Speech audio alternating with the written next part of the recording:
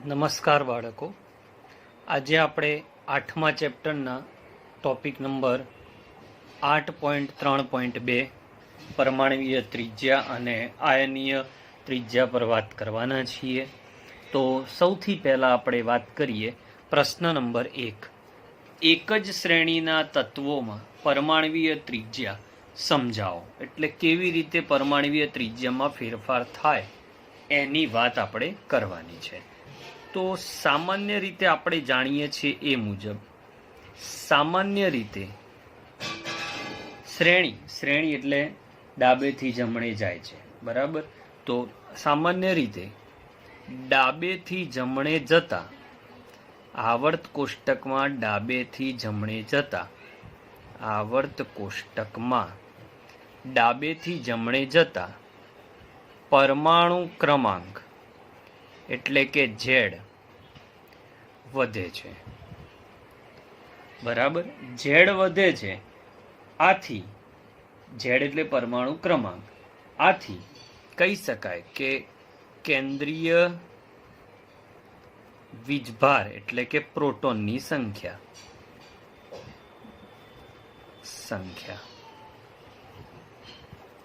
વધે છે. પરંતુ ઉમેરાતા છેલ્લા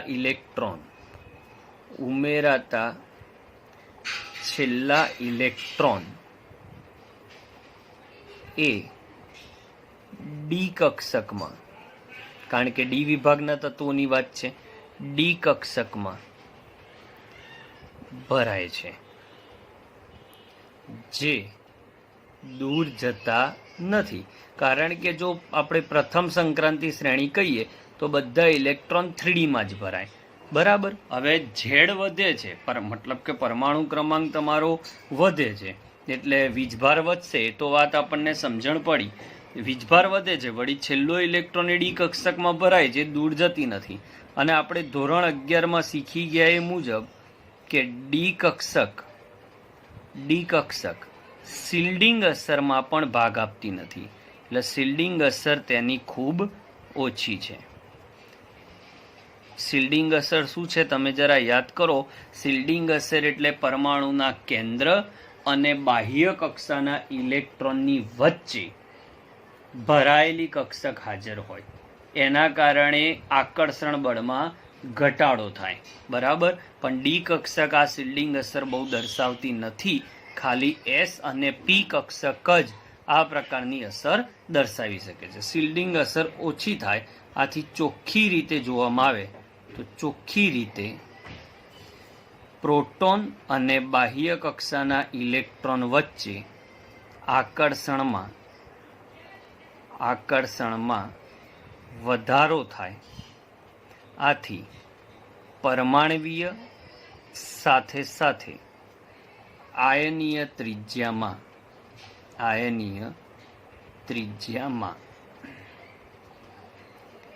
ઘટાડો નોંધાય, બરાબર, જે સામાન્ય હોય છે.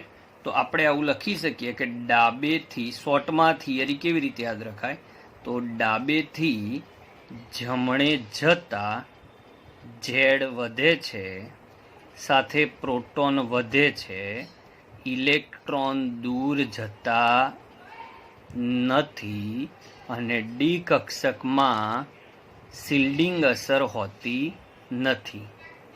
ઓકે, એટલે આકર્ષણ વધે છે અને ત્રિજ્યા ઘટે છે.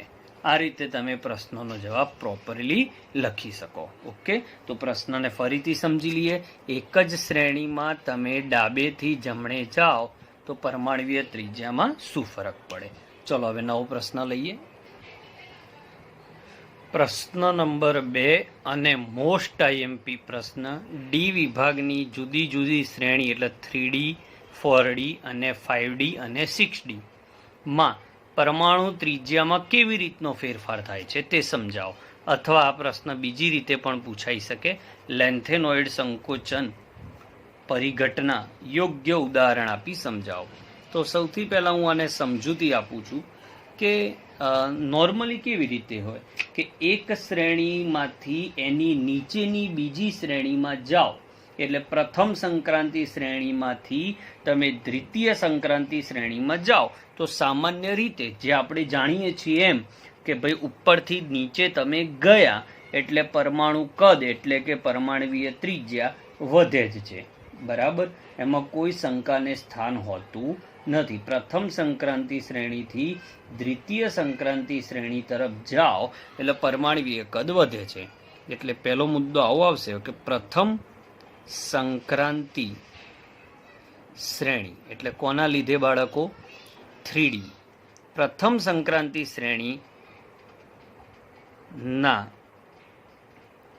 પરમાણવીય ત્રિજ્યા કરતા તત્વોની પરમાણવીય ત્રિજ્યા અથવા તો કદ કરતા દ્વિતીય સંક્રાંતિ શ્રેણીમાં જાઓ એટલે એની નીચે દ્વિતીય સંક્રાંતિ શ્રેણી એટલે કે 4D ના તત્વોની પરમાણવીય ત્રિજ્યા એટલે કે કદ માં વધારો જોવા મળે છે, બરાબર.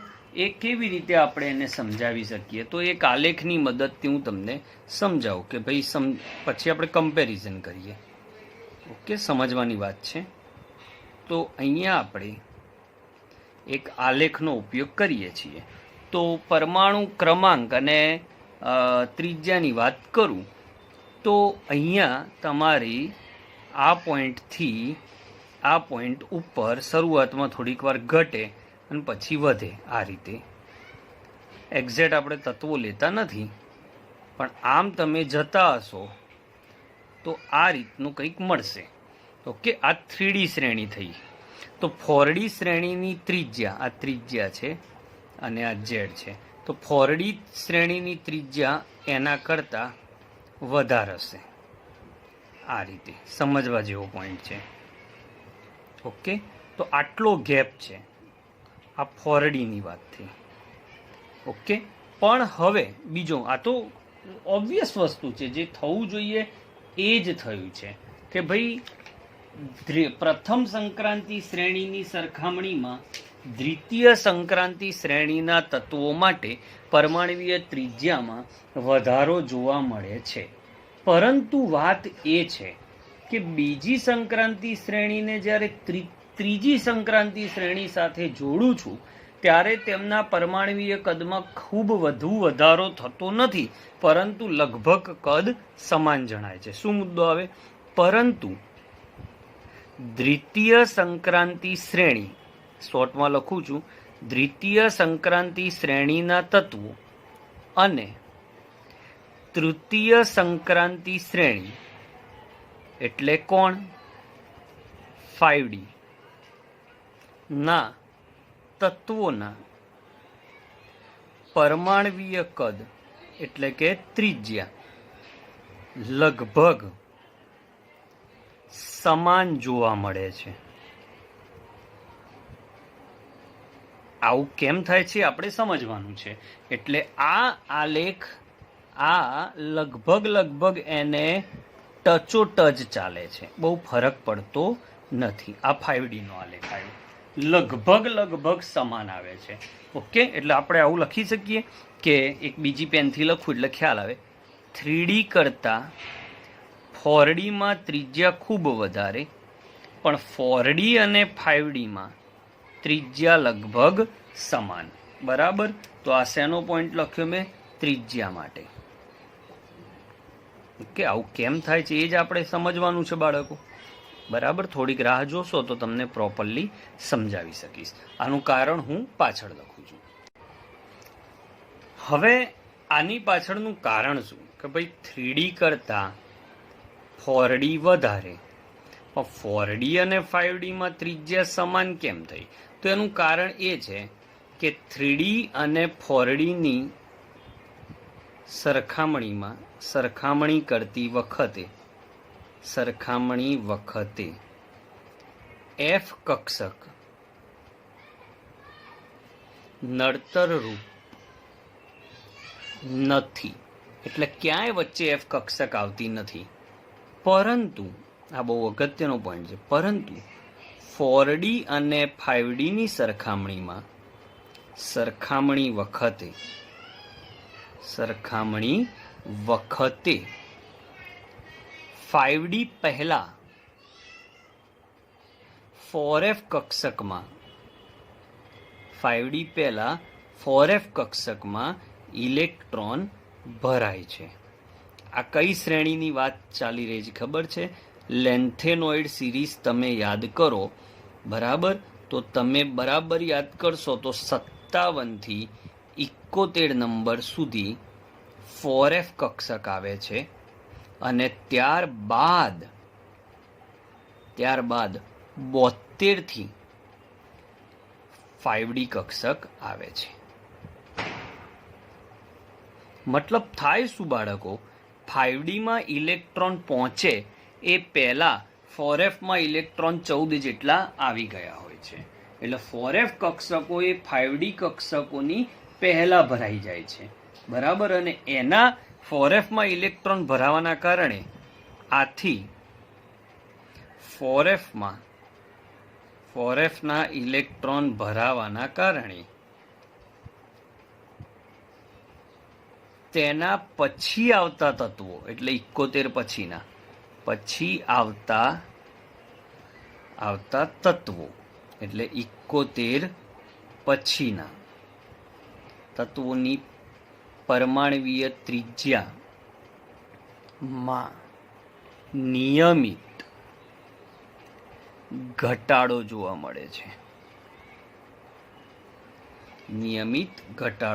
મળે છે. મતલબ કે લેન્થેનોઇડ સિરીઝની કારણે, અહીંયા હું ફરીથી તમને એક બોક્સ કરીને સમજાવું બાળકો, 57 થી 71 સુધીના તત્વો આ બોક્સમાં છે, અને આ બોક્સમાં 4F કક્ષકના ઇલેક્ટ્રોન ભરાય છે, પછી 72 થી આગળ વધે છે. ઓકે, એટલે થાય શું મિત્રો કે અહીંયા 5D આવે, પણ 5D ભરાય એ પહેલા 4F ભરાઈ જાય. આવર્ત કોષ્ટક તમે જોઈ લેજો. 4F માં 14 ઇલેક્ટ્રોન ભરાઈ જાય છે, અને Fની શિલ્ડિંગ અસર પણ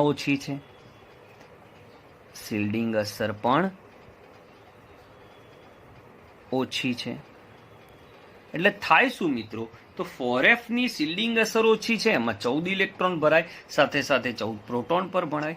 તો આની અસર એટલી બધી રહે છે કે એ એના પછી આવતા તત્વોની ત્રિજ્યામાં પણ વધારો થવા દેતું નથી. આના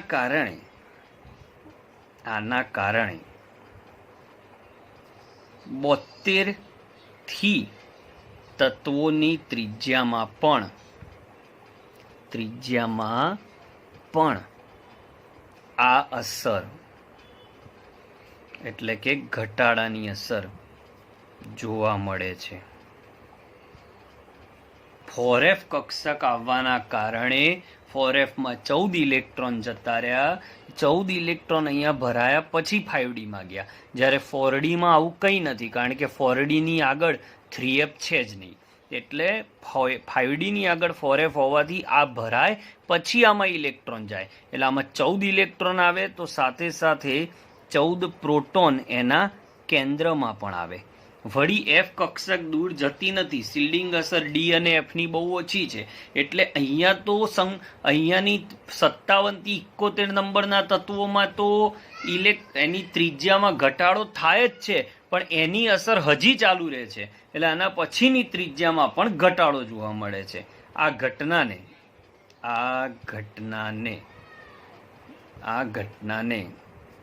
લેન્થેનોઇડના કારણે એના પછીના તત્વોની ત્રિજ્યામાં પણ ઘટાડો જોવા મળે છે. આથી આ ઘટનાને લેન્થેનોઇડ સંકોચન કહે છે.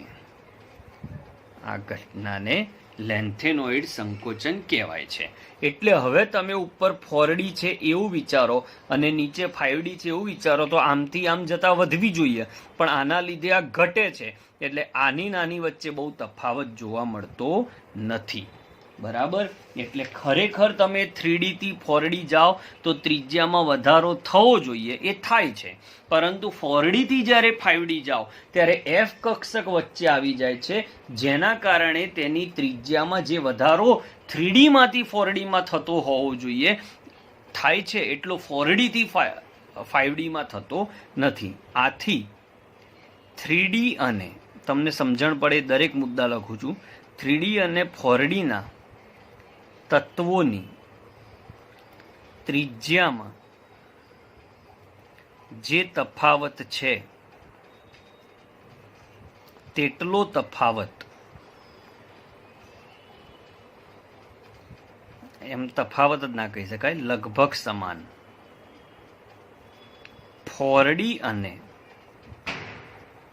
5D માં જોવા મળતો નથી. આથી તમે 4D કક્ષકની ઝિર્કોનિયમ તત્વ લો તો એની ત્રિજ્યા 160 પિકોમીટર છે, અને જો 5D નો HF લો, ઓકે, તો એની ત્રિજ્યા 159 પિકોમીટર છે. બરાબર. ઝિર્કોનિયમની ત્રિજ્યા 160 છે અને HFની ત્રિજ્યા 159 છે. બરાબર. આ જ વસ્તુ છે જે સાબિત કરે છે કે એમની ત્રિજ્યામાં બહુ જ ફરક પડે છે. જ્યારે તમે 3D ની ટિટાનિયમની વાત કરો તો ટિટાનિયમની પરમાણવીય ત્રિજ્યા 164 પિકોમીટર માલુમ પડે છે. ટિટેનિયમની પરમાણવીય 147 પિકોમીટર લાગુ પડે છે. એટલે જો આના કરતા આ વધારે, એટલે 3D કરતા ટિટેનિયમ કરતા ઝિર્કોનિયમ વધારે, પણ ઝિર્કોનિયમ અને HFની ત્રિજ્યા લગભગ સમાન. અને લેન્થેનોઇડ લેન્થેનોઇડ સંકોચનના કારણે ભૌતિક અને રાસાયણિક ગુણધર્મોમાં પણ સમાનતા જોવા મળે છે. એક જ સમૂહના હોય એ રીતનું એમનું વલણ હોય છે. તો લેન્થેનોઇડ સંકોચન માટે અગત્યનો પોઈન્ટ આ છે. ઓકે, ચલો આગળ વધીએ. હવે બાળકો, આ લેન્થેનોઇડ સંકોચન શું થાય છે, જે થાય છે એનું એકમાત્ર કારણ એ છે કે F કક્ષક દ્વારા અપૂર્ણ શિલ્ડિંગ અસર હોય છે. એટલે પૂરેપૂરું શિલ્ડિંગ થતું નથી, એટલે શિલ્ડિંગ અસર એની બહુ નબળી છે. એટલે કક્ષકોના સમાન જૂથમાં એક ઇલેક્ટ્રોન દ્વારા બીજા અન્ય ઇલેક્ટ્રોન ઉપર અપૂર્ણ શિલ્ડિંગ લાગે છે. એટલે એક ઇલેક્ટ્રોન દ્વારા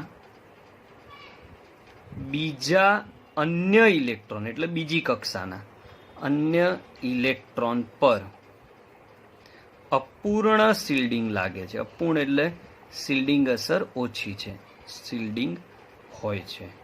મતલબ આ શું કહેવા માંગે છે કે આ પરમાણુનું કેન્દ્ર છે, આ ઇલેક્ટ્રોન ભરાયેલા ને આ બહારના,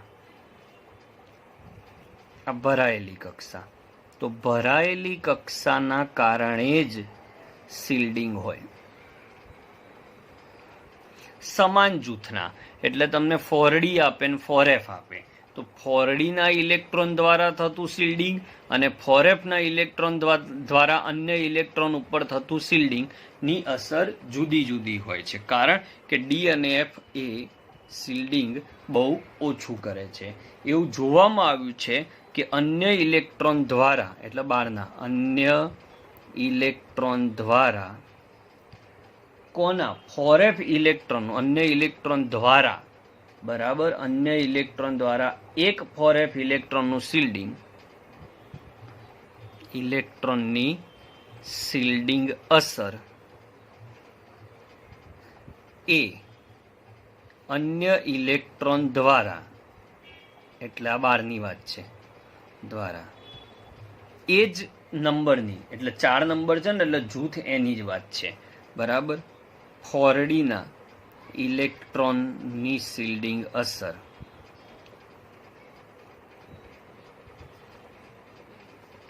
એ અન્ય ઇલેક્ટ્રોન દ્વારા 4D શિલ્ડિંગ અસર કરતા ઓછી છે. ઓકે, એટલે ક્રમશઃ આકર્ષણમાં વધારો થાય છે. યાદ રાખો બાળકો, આ મુદ્દો શું કહેવા માંગે છે? આ મુદ્દો એવું કહેવા માંગે છે કે સમાન ક્વોન્ટમ આંક, સમાન મુખ્ય ક્વોન્ટમ આંક માટે શિલ્ડિંગ અસરનો ક્રમ શું છે? તો શિલ્ડિંગ અસરનો ક્રમ છે એસમાં સૌથી વધારે શિલ્ડિંગ હોય, પછી પી અસર કરે, અને પછી ડી, અને પછી એફ. એટલે કે જો તમારી વચ્ચે તમારા ઇલેક્ટ્રોન અને કેન્દ્રની વચ્ચે 4f કક્ષક આવે તો શિલ્ડિંગ હાઈએસ્ટ, પછી 4p, 4d અને 4f ની શિલ્ડિંગ ખૂબ જ ઓછી હોય. બરાબર. આના કારણે આકર્ષણમાં ઘટાડો થાય. એટલે એવું લખી શકાય કે શિલ્ડિંગ અસર જેટલી ઓછી એટલું આકર્ષણ વધારે. એટલે એકબીજા પ્રત્યે વ્યસ્ત પ્રમાણ છે. અને આકર્ષણ જેટલું વધારે એટલી ત્રિજ્યા શું થશે? ઓછી. એટલે જેટલું આકર્ષણ વધુ હશે એટલી ત્રિજ્યા.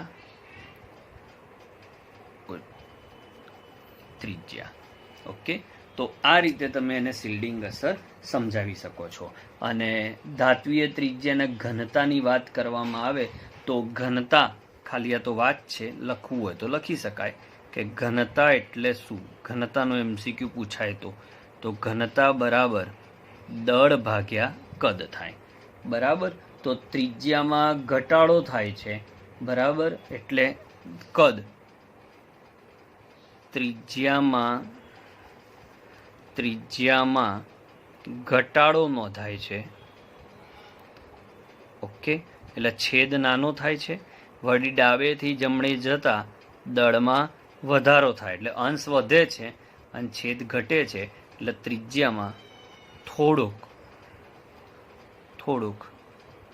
વધારો જોવા મળે છે.